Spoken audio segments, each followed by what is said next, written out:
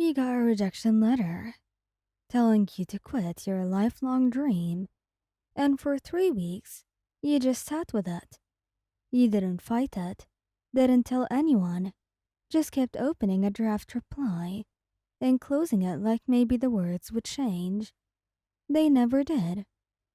What you didn't expect was Katsuki finding the laptop, or Ijiro walking in with groceries and dropping them on the floor the second he saw your face, or the thing one of them said that made your hand stop shaking, not because it fixed anything, but because of how he said it. The acceptance letter had been sitting in your drafts for 3 weeks. You'd written it yourself, a response to the rejection email from the National Arts Program, politely thanking them for the opportunity. 3 weeks and you still hadn't sent it. You kept opening it, reading the single paragraph, and closing the app again, as though maybe the words would rearrange themselves into something less final. They never did. After careful review, we regret to inform you that your submission does not reflect the level of craft or originality required for this program. We encourage you to reconsider whether this is the field that's the right for you. Not the right field. You'd been walking it since you were 7 years old. You were sitting at the kitchen table of the apartment the three of you shared when Katsuki found you. He came in from his run, still in his sleeveless shirt, red headband pushed up into his damp hair, and he clogged your expression immediately. That was the thing about Katsuki. He didn't miss much, even when he pretended not to care. "You look like you're about to cry," he said, dropping his water bottle on the counter. "What happened?" "Nothing."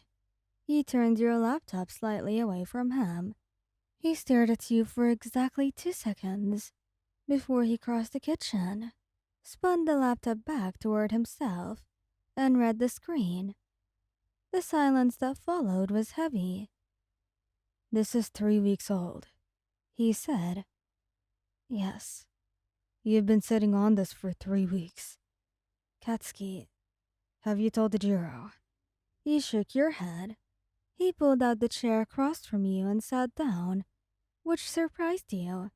You'd half expected him to blow up immediately, to start swearing at the program, directors, maybe put his fist through a cabinet.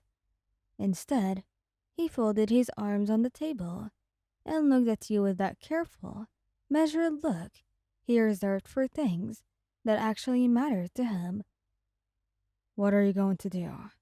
he asked. "I don't know." He closed the laptop. "Maybe they're right. Maybe I've just been, I don't know, delusional about it. Plenty of people have hobbies that don't go anywhere. Maybe this is just one of those things." "That's the most idiotic thing you've ever said to me," he replied, very calmly. "Katsuki, I mean it. That's stupid." "One rejection doesn't mean..." You started, but you stopped yourself, because it wasn't one rejection, was it? You'd been counting. The gallery, the residency program, the magazine submission, and now this. They were stacking up into something that felt less like bad luck and more like a verdict. You said as much, quietly, your eyes on the table. And when you finished, you realized your hands were shaking. The front door opened. Ijiro came in with groceries, hair down from its spikes, and falling loose around his face, a plastic bag hanging from each hand. He took one look at the two of you and set both down on the floor without hesitation. "What's going on?" Katsuki jerked his chin toward you.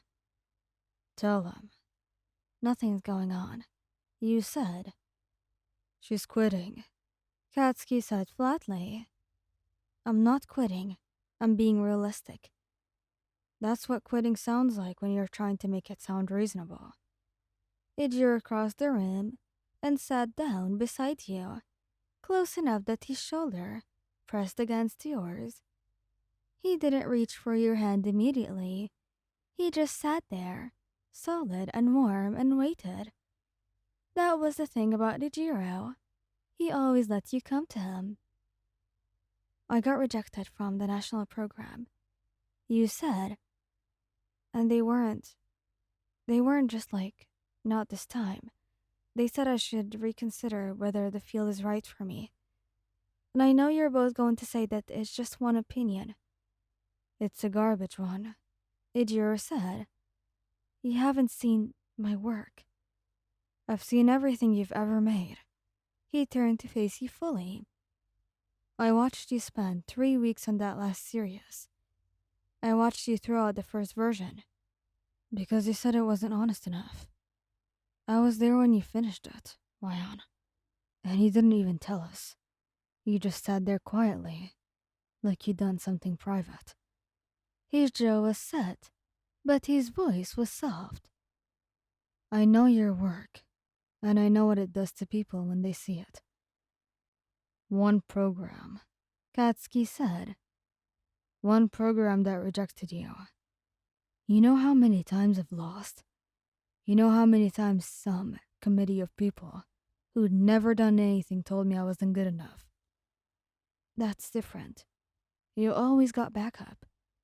Because I didn't let them decide what I was worth.